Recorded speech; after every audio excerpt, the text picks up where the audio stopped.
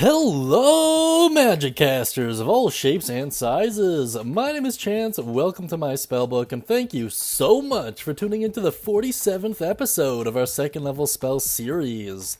Today we're looking at a very near and dear spell to me. We're looking at Magic Mouth.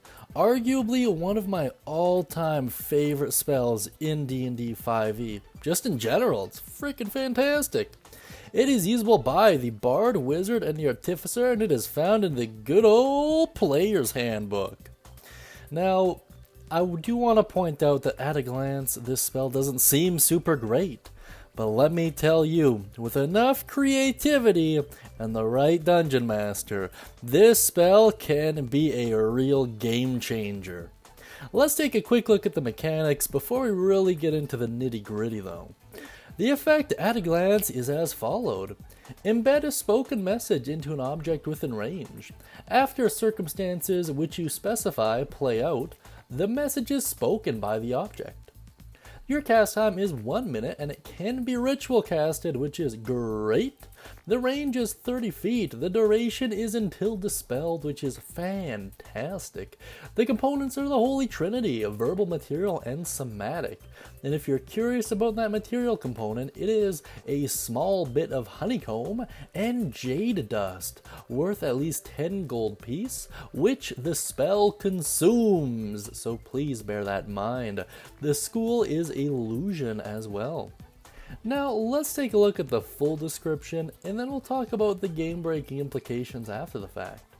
The description reads as followed. You implant a message within an object in range. A message that is uttered when a trigger condition is met. Choose an object that you can see that isn't being worn or carried by another creature. Then speak the message, which must be 25 words or less, though it can be delivered over as long as 10 minutes. Finally, determine the circumstances that will trigger the spell to deliver your message. When that circumstance occurs, a magic mouth appears on the object and recites the message in your voice at the same volume you spoke. If the object you choose has a mouth or something that looks like a mouth, for example the mouth of a statue, the magical mouth appears there, so the words appear to come from the object's mouth. When you cast this spell, you can have the spell end after it delivers a message, or it can remain and repeat the message whenever the trigger occurs. The triggering circumstance can be as general or as detailed as you like, though it must be based on visual or audible conditions that occur within 30 feet of the object. For example, you could instruct the mouth to speak when any creature moves within 30 feet of the object, or when a silver bell rings within 30 feet of it. My goodness, that is a wordy one.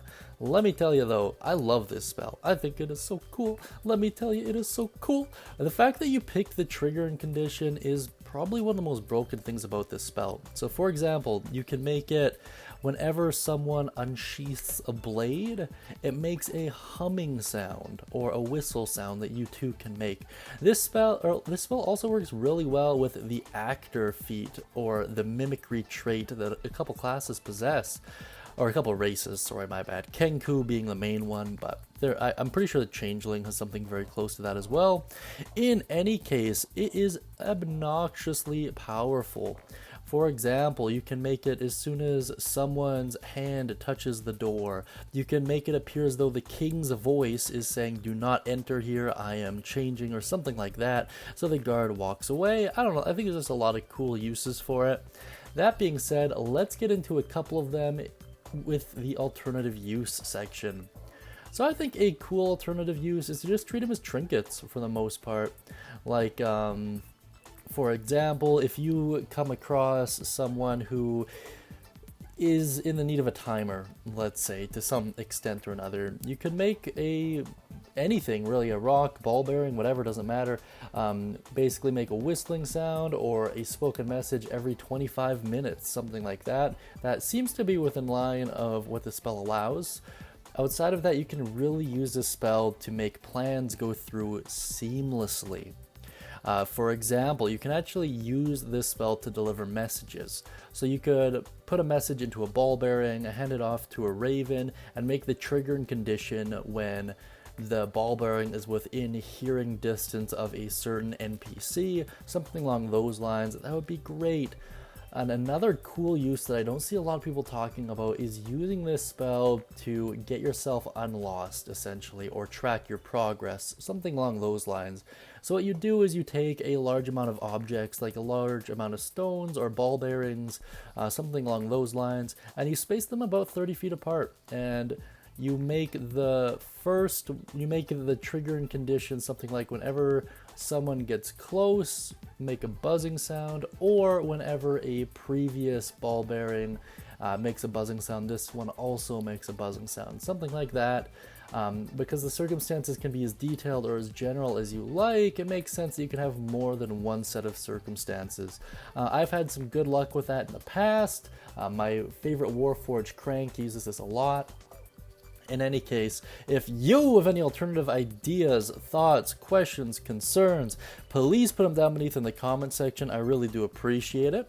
Also, if you like that cool hand-drawn Dragonborn and you'd like your own hand-drawn Dragonborn, please check out the guild hall to figure out exactly how to do that.